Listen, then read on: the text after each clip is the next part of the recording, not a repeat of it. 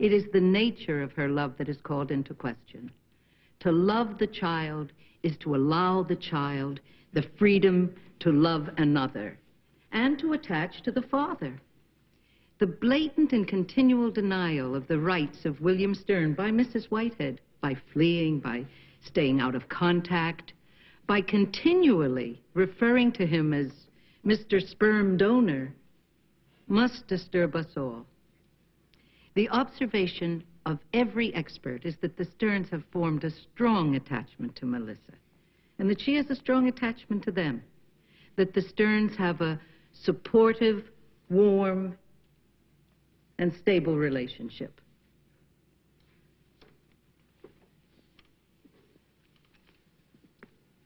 All this said and done, although I agree with the experts that custody should go to Bill Stern, I do not call for the termination of Mary Beth's parental rights. We must accept that time heals, that people are capable of change, and that to terminate is irrevocable. It may, in fact, be inhuman. Now that the argument's over, do you have any thoughts? Well, the arguments may be over, but not the feelings I have about having to go to court and hurt Mary Beth, which I didn't enjoy. Looking at Melissa, I can't forget that she had a lot to do with her creation. But she came onto this earth because of a dream that Betsy and I had. Without that dream, there would have been no contact with Mary Beth and no Melissa. We have a responsibility for her. She's my flesh and blood. That's a very big responsibility. It certainly outweighs their dream. I just want her home. If my whole family wants her home again, it won't be over until she's home. Whitehead, keep smiling, Whitehead, keep shining, knowing you can always count on me. For sure, that's what friends are for. For good times and bad times, I'll be on your side forevermore. That's what friends are for. Keep smiling, keep shining, knowing you can always count on me. For sure, that's what friends are for.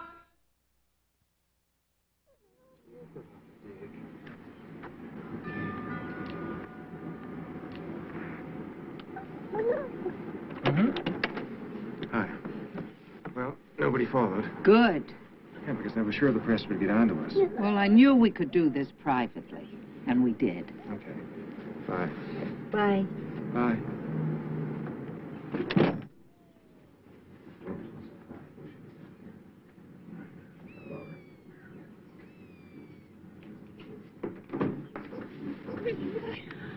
Happy birthday to you. Happy birthday to you. Happy birthday, dear Sarah. Happy birthday to you.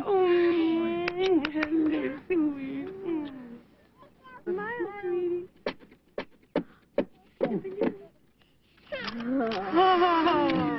Oh, what a pretty picture. Oh. Yeah. So what about some ice cream? Oh, okay. Susie, why don't you help me? Sure. Oh, there we go. There we go, big girl. Want some ice cream? Mom, can I see you? Lorraine just told me that the judge is probably going to make his decision this week. I think he made his decision last May 5th. I don't. Want to know why? Why? Because this is only the second time he's let Ryan, Daddy, or me visit Sarah. He said he didn't want us to get our hopes up. I don't think he'd change and get our hopes up right before his decision if we weren't supposed to get our hopes up. Besides, you're the mother. I hope you're right, honey.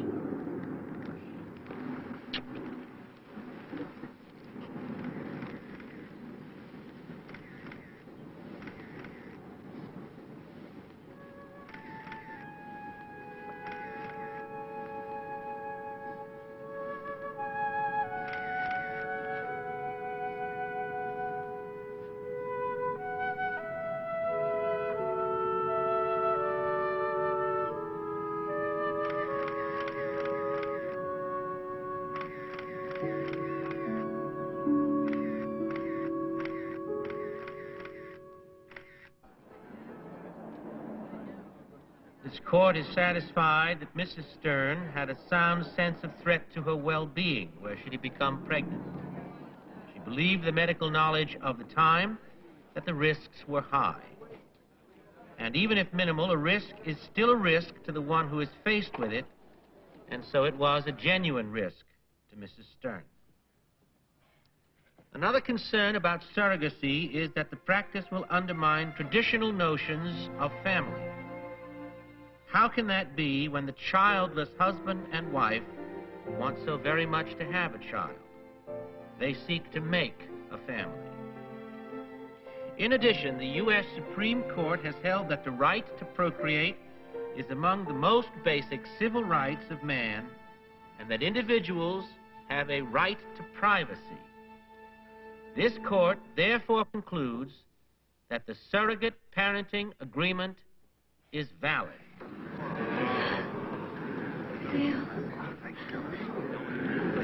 But now the court must determine if the enforcement is in the best interests of baby M. Mrs. Whitehead did not want or plan for this child. Her testimony was quite to that effect. Mrs. Whitehead has a genuine problem in recognizing and reporting truth. Her own expert says she lies under stress. She testified to what she chose, intentionally not recalling facts or outright lying on the witness stand. She has been found to be too enmeshed with the infant child and unable to subordinate herself to the needs of the child. She is manipulative and exploitive. She does not concern herself with the consequences of her acts. She is without empathy. She expresses none for her husband's alcohol problem or her infusing her own children into these proceedings. Of great concern to this court was the non-appearance of Mr. Whitehead on the best interest phase of this case. It was therefore not possible to ask him about his parenting views, his disability, and whether he would be a viable, concerned, and supportive stepfather for this child with such special needs. Neither did a single one of Rick and Mary Beth's 10 brothers and sisters testify on their behalf. This court is satisfied by clear and convincing proof that Mr. and Mrs. Stern wanted and planned for this child. They show sensitivity to the child's physical and emotional needs. They have a quiet, private, and unremarkable life, which augurs well for a stable household environment. They have a strong and mutually supportive relationship. They present it as credible and sincere and truthful people. They have shown an ability to make rational judgments in face of the most trying emotional circumstances. They have obeyed the law. It is for all these reasons that we find, by clear and convincing evidence, beyond reasonable doubt, that Melissa's best interest will be served by being placed in her father's sole custody.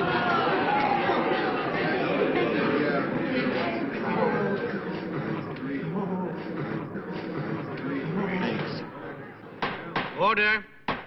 And this court hereby orders to be done that which ought to have been done, performance of the surrogate parenting agreement, the result of which is the termination of all parental rights that Mary Beth Whitehead has or had